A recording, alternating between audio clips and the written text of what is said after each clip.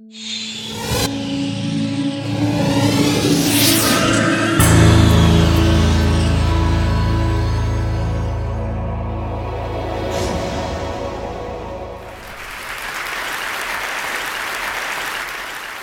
story starts in Kenya in December of 2007 when there was a disputed presidential election.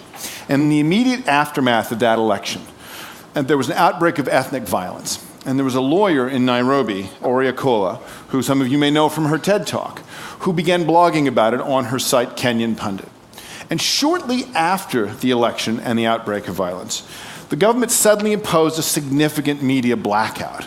And so weblogs went from being commentary as part of the media landscape to being a critical part of the media landscape in trying to understand where the violence was. And Akola solicited from her commenters more information about what was going on, and the comments began pouring in, and Akola would collate them, she would post them, and she quickly said, "It's too much. I could do this all day, every day, and I can't keep up. There is more information about what's going on in Kenya right now than any one person can manage. If only there was a way to automate this." And two programmers who read her blog held their hands up and said, "We could do that." And in 72 hours, they launched Ushahidi. Ushahidi, the name means witness or testimony in Swahili, is a very simple way of taking reports from the field, whether it's from the web or critically via mobile phones and SMS, aggregating it and putting it on a map.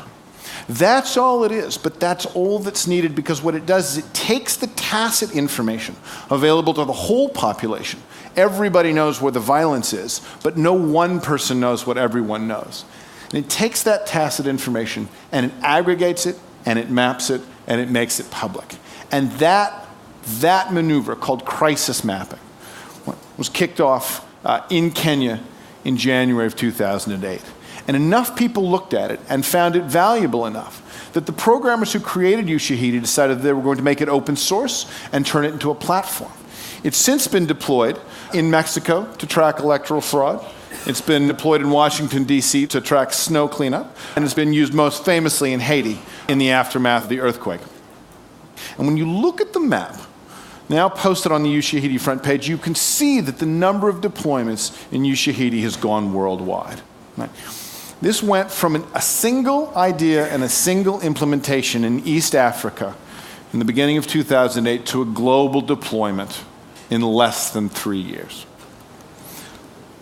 Now, what Akola did would not have been possible without digital technology.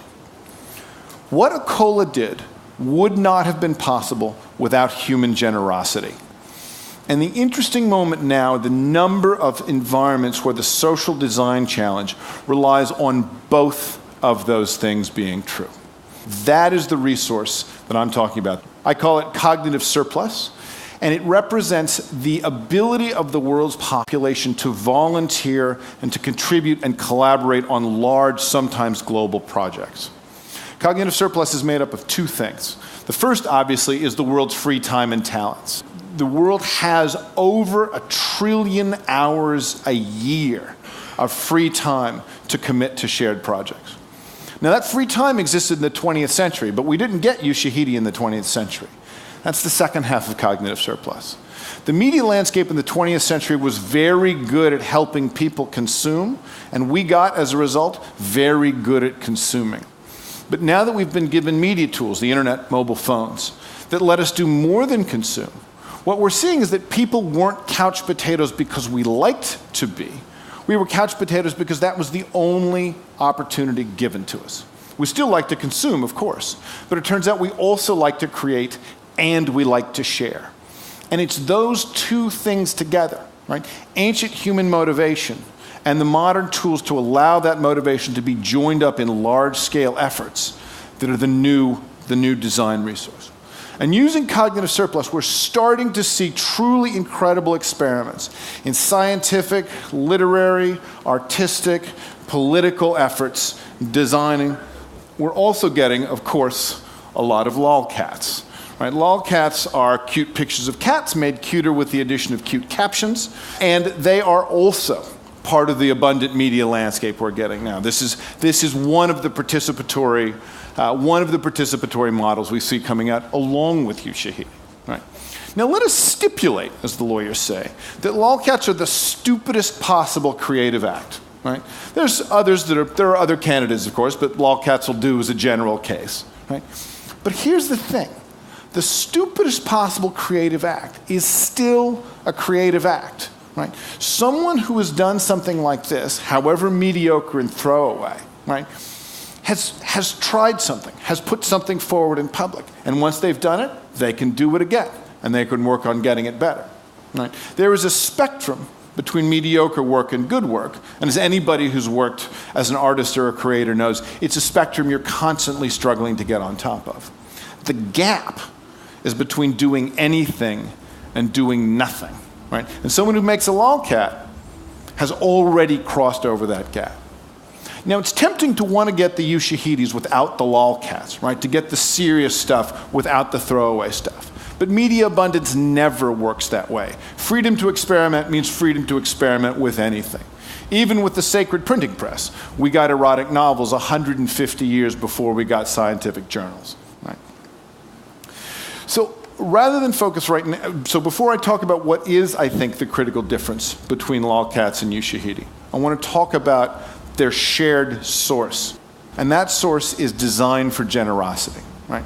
It is one of the curiosities of our historical era that even as cognitive surplus is becoming a resource we can design around, social sciences are also starting to explain how important our intrinsic motivations are to us. How much we do things because we like to do them, rather than because our boss told them to do them, or because we're being paid to do them.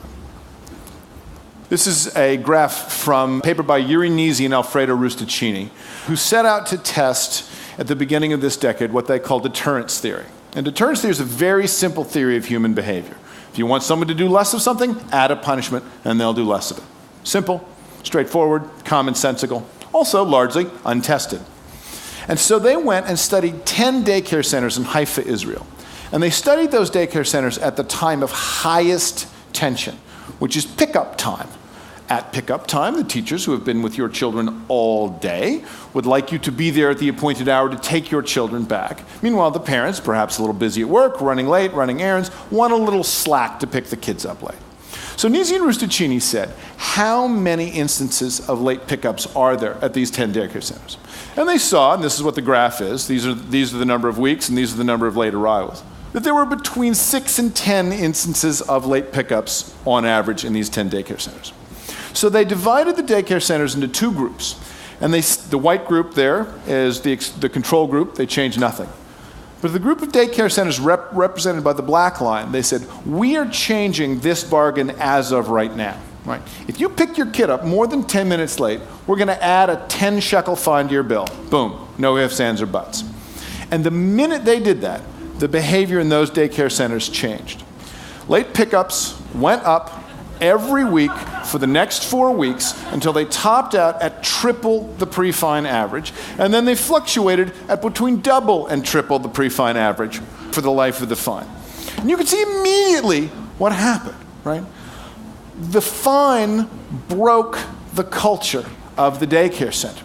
By adding a fine, what they did was communicate to the parents that their entire debt to the teachers had been discharged with the payment of 10 shekels, and that there was no residue of guilt or social concern that the parents owed the teachers. And so the parents quite sensibly said, 10 shekels to pick my kid up late. What could be bad? The explanation of human behavior that we inherited in the 20th century was that we are all rational, self-maximizing actors. And in that explanation, right, the daycare center that had no contract should have been operating without any constraints. But that's not right. They were operating with social constraints rather than contractual ones. And critically, the social constraints created a culture that was more generous than the contractual constraints did. So Nisi and Rustaccini run this experiment for a dozen weeks, run the fine for a dozen weeks. And then they say, okay, that's it, all done, fine. And then a really interesting thing happens. Nothing changes, right? The culture that got broken by the fine stayed broken when the fine was removed. Not only are economic motivations and intrinsic motivations incompatible, that incompatibility can persist over long periods. So the trick, right, in designing these kinds of situations is to understand where you're relying on the economic part of the bargain, as with the parents paying the teachers, and when you're relying on the social part of the bargain, when you're really designing for generosity. And this brings me back to the lolcats and to Ushahidi. This is, I think, the range that matters. Both of these rely on cognitive surplus, both of these designed for the assumption that people like to create and we want to share.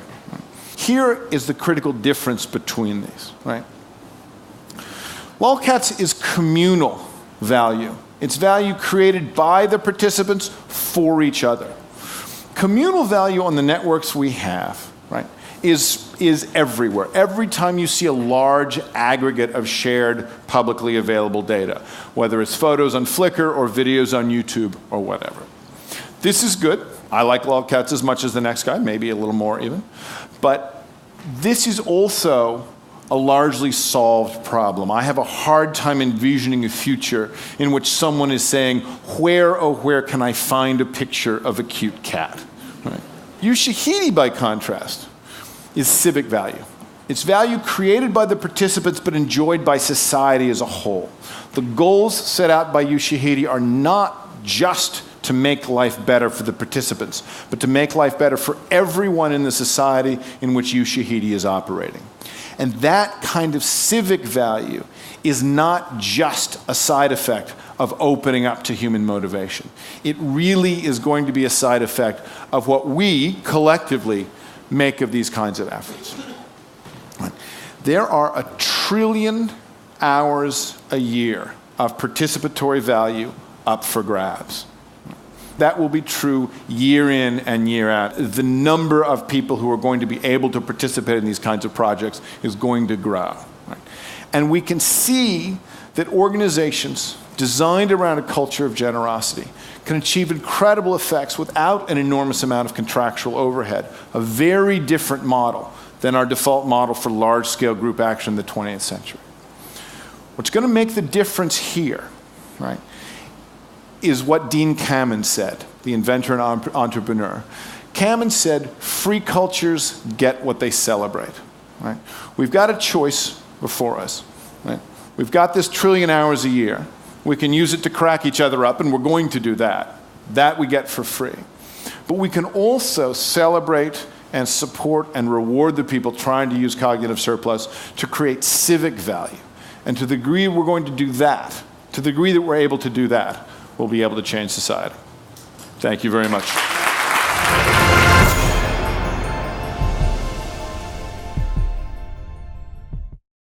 Investment in broadband high-speed internet can help small businesses create new American jobs. Small businesses are being formed, dreams are being launched, and at AT&T, we're investing billions to upgrade and build out our wired and wireless networks. Now is not the time to stall momentum or stifle innovation or investment. Jobs, dreams, and the future are at stake. AT&T, your world delivered.